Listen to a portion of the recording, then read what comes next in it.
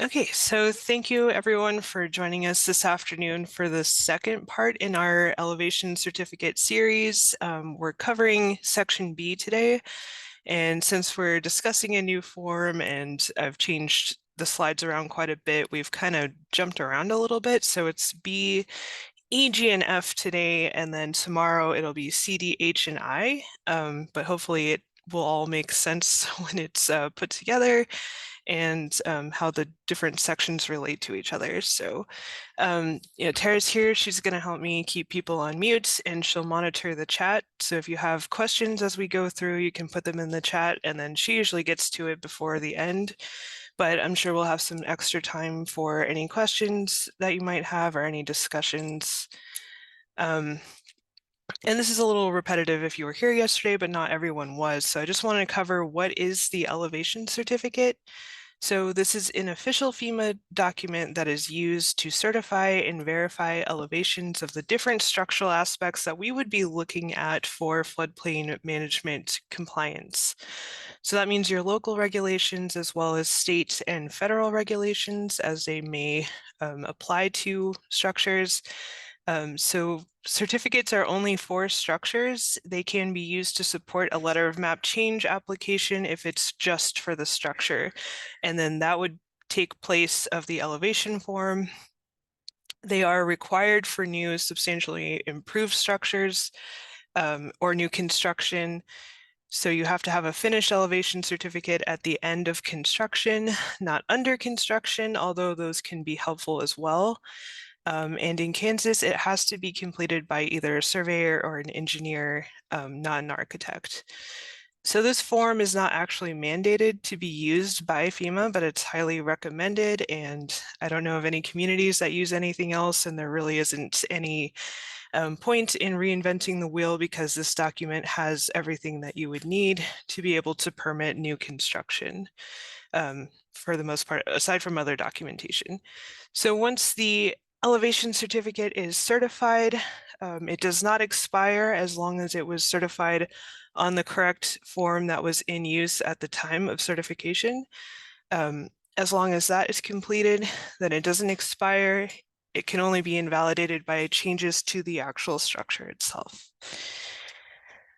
So here's what we're doing today. Who can complete by section? So today we're looking at section B. Anyone can fill that out. Floodplain administrators often take it amongst themselves to fill that part out just to help the surveyors out and so that they don't make mistakes on some of those numbers. And then section E is for the property owner. So anyone can do that. There's no survey that's needed. And then they certify that in section F. So it's still anyone. And then section G is for the local floodplain administrators. So we'll take a look at all of those different sections and when they're used. So to start off with, section B is your map information, your firm. And so most of that information can be found just on the map panel itself, but we would go to the FEMA Map Service Center, and I'll show you a couple of other resources. But since you might need some of your other effective products, or you might want to look in here for any number of products, this is the main site that would have all of that. So it's just msc.fema.gov, or you can just Google search for that. And so this is the home page. There's a search bar right in the center, and if you want to just type in an address, you can pull it up as long as it's on a digital map, and then you'll be able to see all of the map information. You can make a fermet from that if that's what you're looking for. You just want to make a fermet real quick as you're working on a project, so it's just kind of a streamlined way of doing it. There's also the search all products, and that's how you would find the full set of your past, pending, and effective products. So we would use that to look at the flood insurance study, and we can also look at map panels and make ferments that way as well. So we'll go ahead and take a look at that. Like I said, your letters of map change are also on there, and I'll show you a couple different resources for those. So this is what happens when you use the search bar. So again, this is the National Flood Hazard Layer.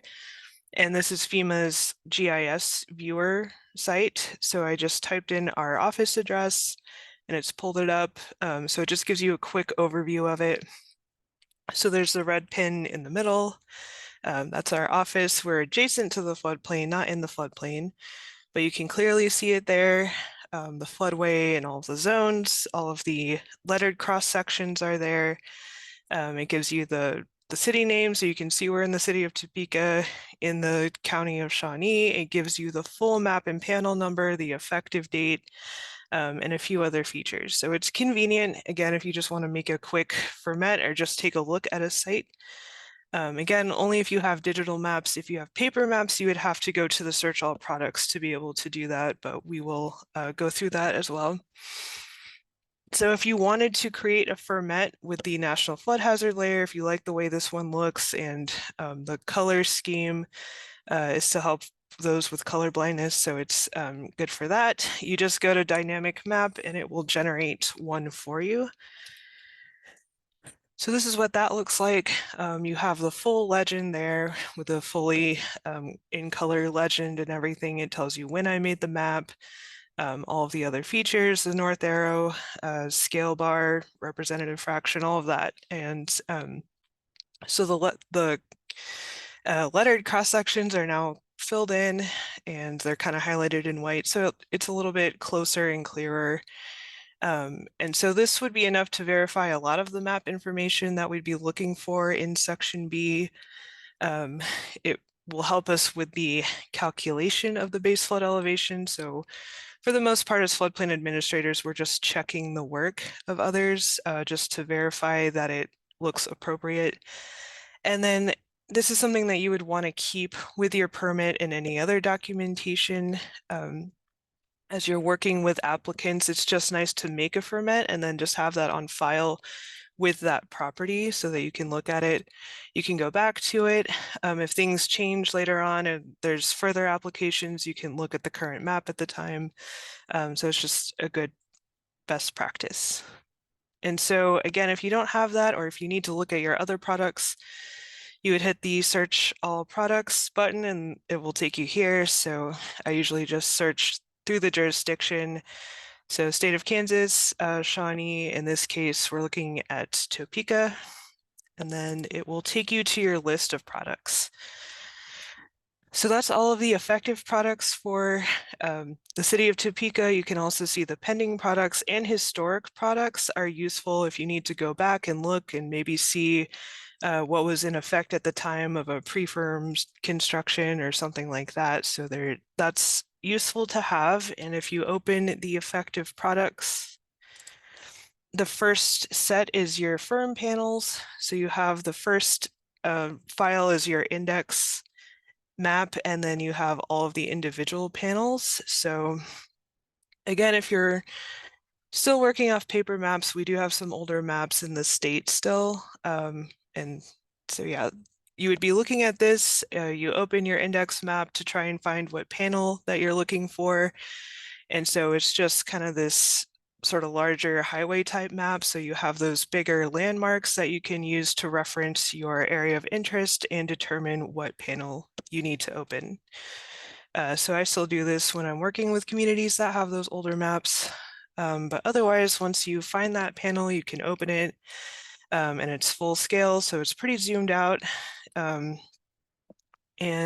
so you see the entirety of the legend. You have the title block at the bottom and then notes to the users on the other side.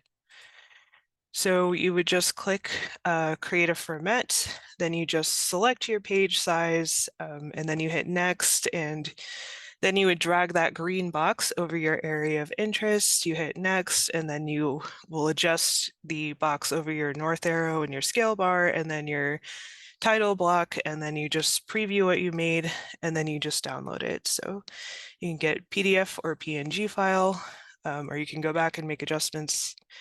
And so that's what it looks like when you do it this way. So you can see the color scheme is a little bit different. Everything is in blue, but you still have the different zones, the cross hatching of the floodway. And then you have the blue lines for the AE zone with the stippling in it, and then the black outline around that is the 500-year floodplain.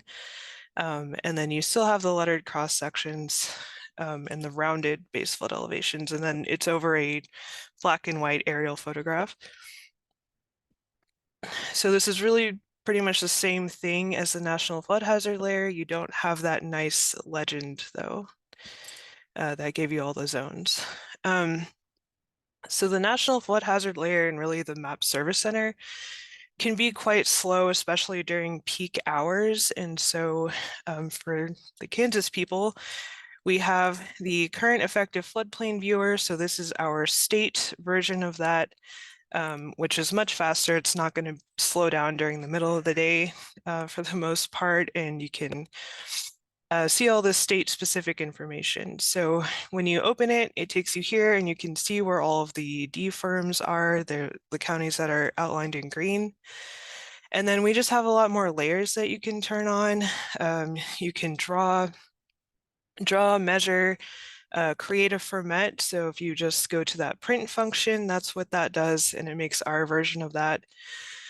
But you can see in the legend, you just have more features. So the stream center lines, you can look at the approximate base flood elevations, the low MAR areas. And so the National Flood Hazard Layer is not going to give you that, or the other MSC search all products. So this might be a better option for looking at an area of interest. I use this daily, of course. So this is what it looks like if you use the print function. It will create you a PDF just like the other ones. So it tells you when I made it. You have the full legend, the scale bar and everything. So that's nice for Kansas specifically. And then this is a Zone A area. So this is where we have the approximate base flood elevations for the ones that are based on LiDAR. So it's nice to be able to see this where there's not a detailed study, you at least can see the approximate base flood elevations that were used to create the maps. So that's, again, something you won't be able to get elsewhere. And then just a quick overview of where we are with our mapping. So these are broken down by watershed. This is as of September 21st. So you can see where we have all the base level engineering or the BLE projects. And then underneath that, you see the individual counties where they've gone preliminary, in development, and draft. And then the ones that are in LFD right now. So those are going effective, and then by county, where we are. So we pretty much have all of the eastern half of the state where we have more flooding problems are mapped, and then we're slowly working our way westward as we go forward with these projects. You can also see that there's a lot of areas that don't have maps, a lot of these counties. So yeah, we're working diligently on that. And so just a real quick overview of our statewide BLE initiative. So this is an initial run in 2D modeling, statewide flood risk. So we pretty much have the entire state done at this point. It's not regulatory data, but some of those counties will move forward to regulatory mapping. And so this is exciting because we are able to provide some of those unmapped communities and counties with data and the opportunity to join the NFIP. So they would be able to enjoy some of the benefits of that, flood insurance, potentially disaster assistance, that kind of thing. And we're working towards developing language for ordinances so that they would be able to adopt the BLE as best available data when they don't have a regulatory product. Or if they do have a really outdated regulatory product, we still have some effective maps that date back to the 70s. So they're definitely out of date. This is updated data. It's going to be better than what they have currently. So it will complement their effective outdated maps, and it can provide additional coverage where those streams were not included on their original firm. And so this is great because it would help them with making those decisions, doing the community planning, and their emergency response. So we are still working towards that. If you're interested in hearing more about what all mapping and directions that we're going and FEMA's going in, you can see the history and future of floodplain maps that is recorded on our training page that we did just a couple months ago. So looking at actually section B here, again, this is the firm information. So they have split up the NFIP community name and community number. So this was something that often got missed. Either they would leave off the number or leave out the name. So they've split them into two boxes. And so I've been, coming through the instructions as really the instructions for the entire form have been expanded, and they've added in a lot more details and prompts and clarifications. So definitely look at the instructions, like for instance, B1A community name, if it's an unincorporated area of a county, then you would enter the county name, and unincorporated area, if it's an independent city, add independent city, which means like the county doesn't exist anymore. So there's very specific instructions for all the different situations that you might encounter with this form. And those things would have to be correct for CRS communities. So we'll look at that a little bit more tomorrow, but the CRS communities have just gotten their new guidance on the new form that will be expected of them at their annual recertifications and when they review those certificates. So yeah, if you didn't get that, or if you want to take a look at that, I can send it to you if there's any prospective interest in CRS as well. So most of this, the rest of it on line 2, so the county name, the state, that's pretty straightforward. The map and panel number, and then the suffix. So if we look at the title block, they are asking for the full map and panel number, so you don't want to use the abbreviation, which is why I crossed it out at the top. So in the middle, it says 192 of 450. That is an abbreviation. What they're looking for is the whole map number, the 20177, and C for countywide, 0192, and then E is the suffix. So that would be B4 and B5 there. And then you can find the community name and the community number right there in the middle. So Shawnee County, that number, and then the city of Topeka as well.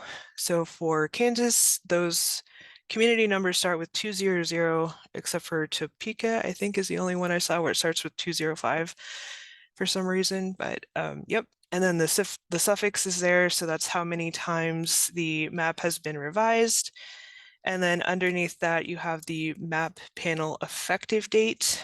So if we go back to this, B6 is for the firm index date. So again, you could go back to the Map Service Center and take a look at that because it might not be the same date as the panel effective date. And that's another common mistake we see, is that people just assume it's the same date. So, yep. Yep, not always the same date. So you need to go look at that. So here's an example from Americus. So this is older. They just got new maps like last year, but before that, they had the index date in 2010. And then all of their map panels, or most of their map panels, were in 2008. And that's because they had changes to their levies. So they had a partial update. So some of those panels were updated and the other ones were not. So just something to be aware of. Right, so moving on, B8 and B9. So B8 is something that we would get on the firm. So we actually need to pull out the map and look at the site and determine what zone it's in. So that needs to be taken from the map, not a bank determination form or something else. And then the BFE, the base flood elevation, has to be calculated using the flood insurance study or other available data for Zone A. So in Kansas, you do have to calculate a BFE for Zone A for any new floodplain construction. The base flood elevations that you see on the firm are rounded, so they're just there for reference, and they're not supposed to be used just directly for determining the BFE for that site and on the elevation certificate. So it needs to be calculated to the nearest tenth of a foot. So lacustrine or lakes are done a little bit differently, but we're focusing on riverine stuff today since that's mostly what we work with here. If it's located in more than one flood zone for B8, you should list all of them and then all of the appropriate base flood elevations, and then be sure to explain that in the comments section for section D. And I know we're doing that tomorrow, but there's a lot more prompts for what should go in the comments section. So I'm just kind of mentioning that throughout as it is in the instructions for section B. What all should go in that comment section as well. So with that, don't assume the base flood elevation calculation is correct without doing your own review. So definitely, calculating it for yourself, making sure it makes sense, because mistakes on that portion could definitely cause inadvertent violations that could have been avoided. So that's just doing your due diligence on that. The instructions on B9 say that the recorded base flood elevation has to be based on hydraulic and hydrologic study, or otherwise it needs to be explained in the comments section. Also for B8, if the area where the building is located has a LOMAR, you would include the LOMAR effective date and the case number in the comments as well. Also, if the area is revised by a CLOMA, a LOMA, a LOMARF, or a CLOMARF, you would add those effective dates in those comment sections also in section D. So there's just a lot of detail in the instructions, so definitely look at that because it'd be easy to make a mistake, but that's why the instructions are so detailed. And it's the same with BLE. So we were talking about adopting that. So if that was the data source for the base flood elevation, then you would need to explain that in the comments. And then that other thing is what I just said about all the other types of letters of map change would also be described in the comments section. So there we go. If we're looking at our site, we're going to take out the map and look at the different zones. So we have in this screen grab just zone AE floodway. Obviously that's where the diagonal crosshatching is, and then regular zone E's. So you would have to determine what zone your structure is in. And again, you would list all of the appropriate zones that touch that structure. The flood insurance study. So underneath firm panels and effective products, you have your FIS reports. They're often split into two files because they're quite large files. So this is produced for the detailed study areas with the BFE determined. This is where we would go to find the stream profile to be able to calculate that either as the professional or as the person doing the review. We would go in and calculate that. So a new lowest floor is pretty critical. I've been coming across some cases where some mistake happened along the way and now the lowest floor is too low for some reason. And that's a costly mistake to make. It's thousands and thousands of dollars to try to elevate an existing floor, which is also where doing inspections during construction comes in. So I am trying to relate all of this back to floodplain management because that's where we're focused. So yeah, again, you'd find this on the MSC, you'd be able to open it. The flood profiles are usually towards the end of the second file. And then this is what it looks like. So they're just kind of, the streams are graphed out basically.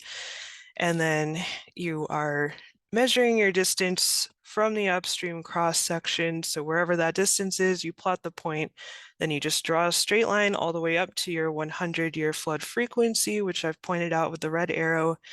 And then wherever that intersection is, you just draw a line straight across to the left, and that will give you the elevation. So this is the appropriate way of doing it in a detailed study area. So you want to ensure that the BFE that you've been given is accurate and reasonable for that location. Again, Static base flood elevations can be obtained from the summary of still water elevation, so that's kind of going back to the lacustrine thing. But we'd probably also look at the surface elevation tables. And then next month sometime, we're going to be doing a how to calculate a BFE training. So I think I'll just leave it to our mapping experts to walk you through that, but it's a pretty straightforward process. The engineers have done all the hard work for you, so we just follow what they've mapped, and then we just find the base flood elevation that way. And again, it's just part of doing due diligence when you're reviewing a certificate to make sure that everything is correct, and we don't want to just leave it to chance. So watch out for that announcement for that class next month, or later this month I'll announce it. And then this is what that table looks like. So these are all of our cross sections. So if your site was, for example, between cross sections L and M, you know your base flood elevation would be somewhere between 1277.4 and 1279.0. So if you calculate it and you get something outside of that range, you've done something wrong, and you need to go back and check it. So something like that happened to me before, and it turned out I was looking at the wrong stream profile. So just double checking your work, double checking their work, just making sure everything is coming out right. And so I did kind of talk about this yesterday, but this is a way older case and an older elevation certificate. But what happened was the surveyor took a rounded downstream base flood elevation from the firm without doing the calculation using the flood profile. And they put 1277. And so the fact that it's not rounded to the nearest tenth of a foot is a pretty good indication that it wasn't calculated.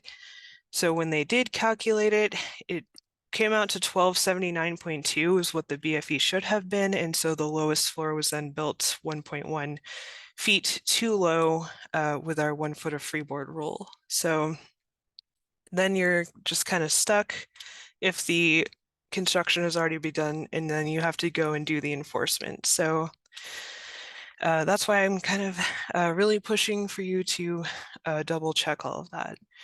And then you indicate the source of the base flood elevation or the flood depth if we're talking about an AO zone. So if it's anything other than the FIS, the firm, or the community, then you would indicate that what study was used, who produced it, and when. So if you're, for instance, taking something from KDOT, when they did a project and they calculated it, you would cite that and when it was done.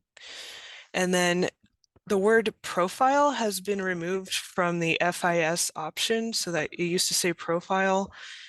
So now if you check the FIS box, it indicates any use of the FIS to determine the BFE. So that's one of the updates that they've made. And we calculate approximate zone A's, so I'm going to show you that right now, but it would say Division of Water Resources, Kansas Division of Water Resources as the source. So this is a free service that we provide to the public. So we calculate these all the time for property owners and surveyors.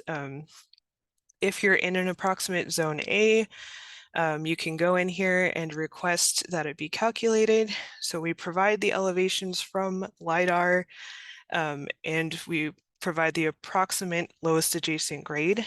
And each request is calculated by a person. It's handled individually, so if you're curious about this, you can go to the help tab and it will explain. So there's lots of information. There's a flyer with all the instructions on it. It's pretty simple to use. If you also just want to look at sites around the map, or you want to click around a site and just try to get an idea of what the lowest adjacent grade might be, you can go to the map and just click around and it will give you the LiDAR values. And those are accurate to within plus or minus a foot. So that is the link to that down below. And then this is just taken from the instructions. So you're just drawing a polygon as best you can. And then when you finish drawing, it will pull up this little pop-up box and you put in the address, and then the purpose, and then any notes. So as being as descriptive as you can on this for what you're needing it for and using it for will help us to determine which data is best and how we should best serve you, because like a large polygon, we're probably going to calculate the highest possible for that large polygon. So as much information as you can give us, or we might reach out to ask for additional information. But it's a pretty simple, straightforward process. And then you get a letter that looks like this. And it tells you what we calculated and how we did it and what the approximate lowest adjacent grade is. So this is a great tool if you need the BFE for a zone A, or if someone just wants to look around and see what their possible chances are for Loma. You can get an idea of the relationship between the ground elevation and the base flood elevation. So it's just a great tool that we have. So when you go there, you won't have all of these tabs because this is my admin account, but you will have like the home and help and map and all that.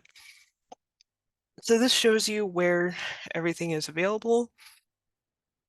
So everything is, or most of it's listed as available or available in development. And then you can see all the layers that you can look at, the LIDAR, BFA, which is the approximate base flood elevation, stream center line, county, all of that. And then another thing, I just wanted to point this out because I feel like a lot of people don't know about this or aren't familiar. So we have a letters of map change map. So if you go to our mapping page where you get our effective viewer, it's listed right underneath that. So all of your LOMCs are on the Map Service Center or the MSC, but they're just the files. So if you want to actually zoom into the map into your community and see where all of those actually are, you can zoom in and we have them mapped out. And then if you click on one of the stars, it'll open the document. Yeah, it'll open the letter of map change for you. So it's just another good resource that we have available that I don't think is utilized very much. So then line B11 is the elevation datum. So we're using the datum that the map is in. So that's how the BFE should be calculated. Obviously, it's going to be the same if you're using the flood insurance study, but just pointing this out. So you have the NAVD 1988. So all of our newer maps, of course, are in that. And then we still have the older maps that are in the NGVD 1929. And so as we get to section C tomorrow and everything, it's just important to remember that everything needs to be in the same datum.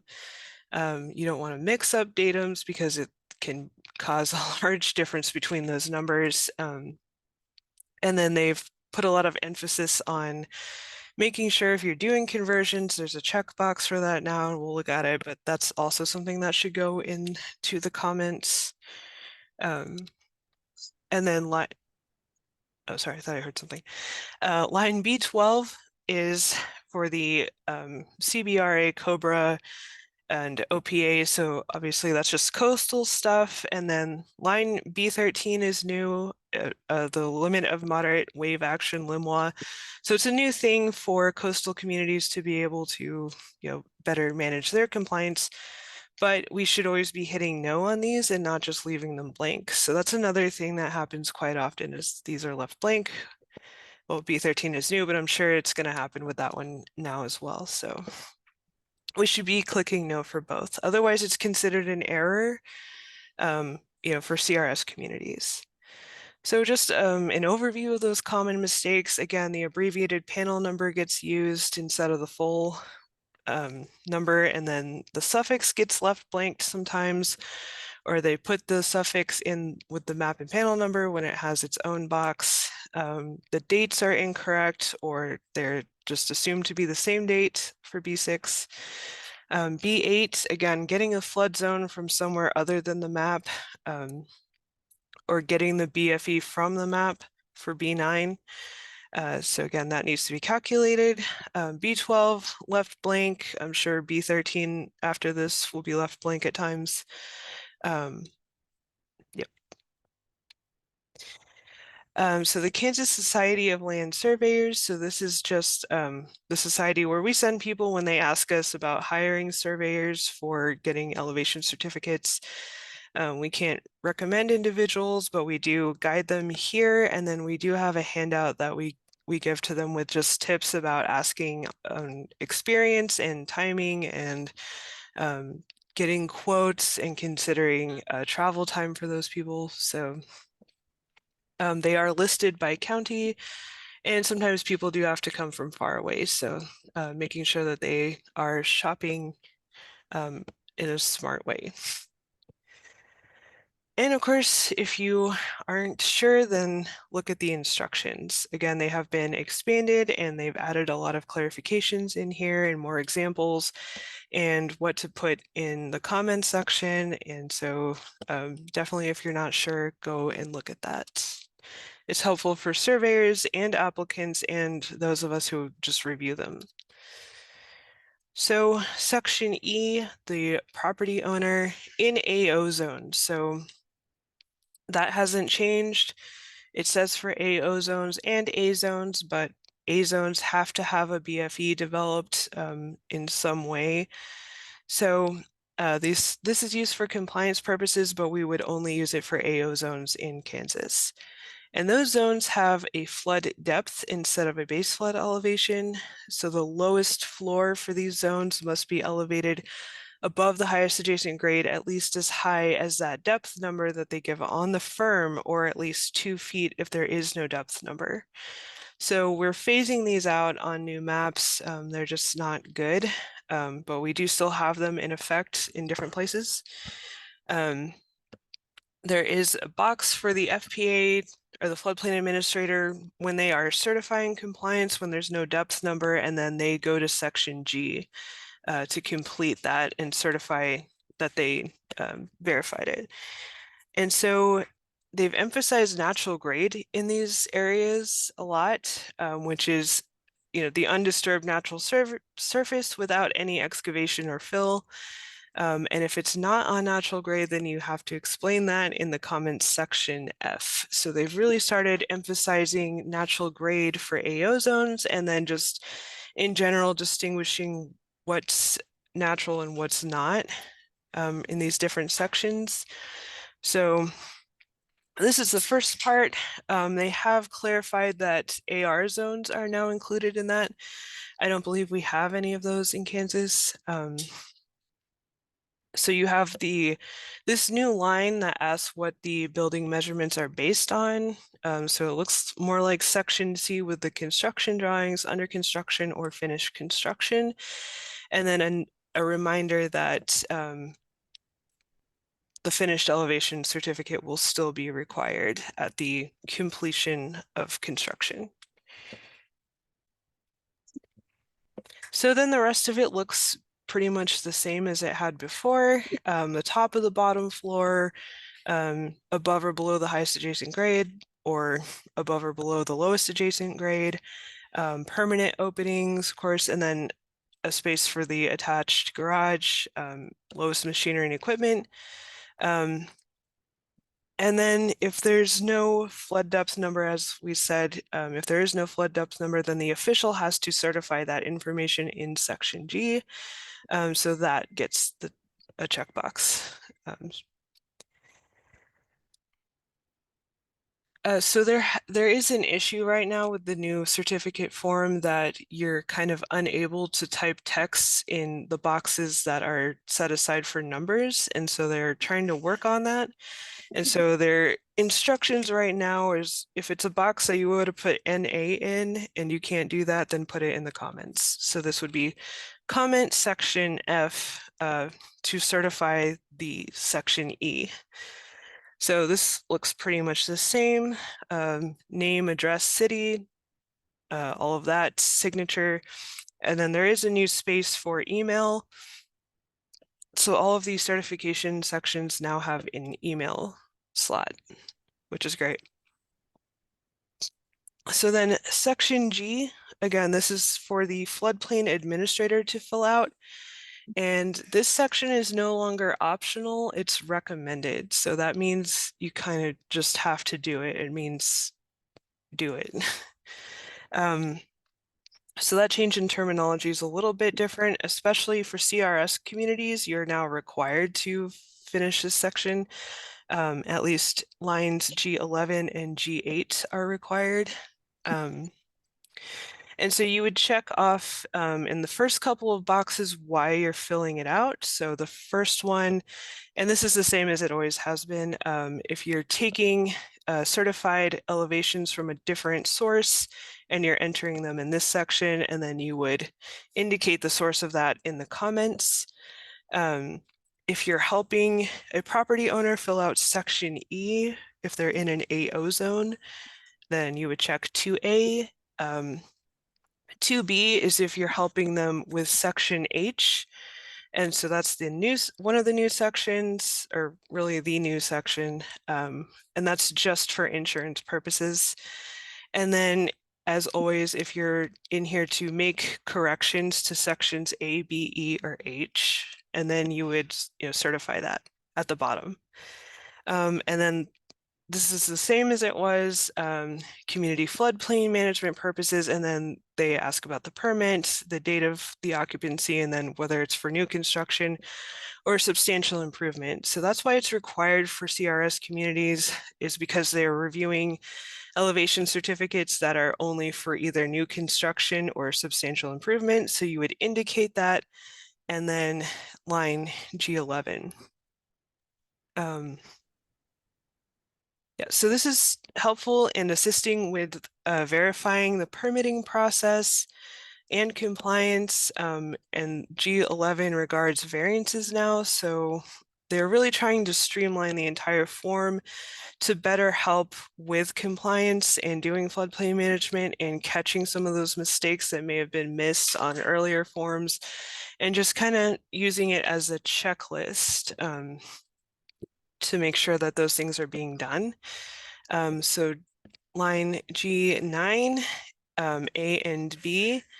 So elevation of the as-built lowest floor, including the basement of the building, and then the lowest horizontal structure. And as I mentioned yesterday, the lowest horizontal structural member was typically a coastal thing.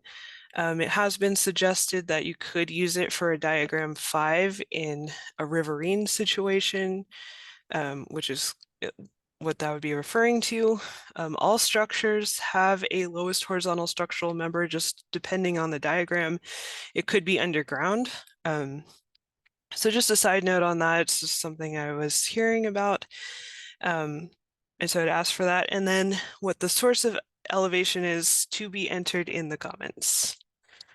And then line G10, A and B, the flood depth for the zone AO at that building site. And then line G10B now is asking about your minimum elevation. So your community freeboard, what is your minimum design flood elevation that would need to be used here? And then line G11. So this is important. Was a variance issued, yes or no? If yes, then you would attach the variance to the certificate, and then describe that in the comments, sorry. Yep. So they're going to be checking this for CRS. And then certification. So the local official has to certify that, provide the name, title, number, community name, any comments, and then you would sign and date that. Of course, include your email address in that, because that's the new feature as far as the certification. Okay, so we went a little bit short on that. I do apologize. It was longer in rehearsal, but we can get to any questions now. Yeah, thanks, Cheyenne. So David did have a question in the chat, and then he sent me a message as well. So I think it's just a confusion on like the process of if these are sent to us, essentially, the elevation certificates. And So David, please speak up if you want to clarify your question. So we don't typically get copies of them. We can help you review them, but they're really part of the documentation that you would need to be able to issue the floodplain development permit and verify compliance on that. So It's they're possible with like the state permitting, like maybe Janelle would look at it, like if there's a right. state permit required, but like we typically don't look at it unless you want us to review it. And then those are typically kept on file with the county recorder's office with the deed is usually where those are stored. So Does that answer your question, David?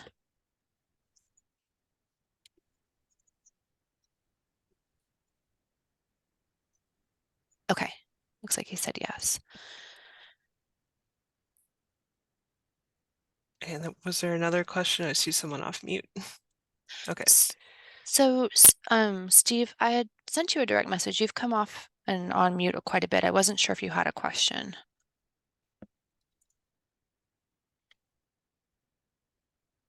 Okay, maybe not.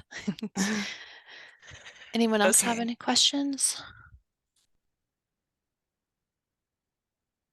Well, if you guys think of anything else, feel free to send an email if you need to discuss any cases. And if you want a certificate for this class, just send me an email and I'll get one out to you. And I just wanted to point out, I think most of you realize, but there are separate Zoom links for each day. And so tomorrow will be a different Zoom link than the one from today or yesterday. So if you haven't registered for that on our training website, you can. And I can put that link in the chat.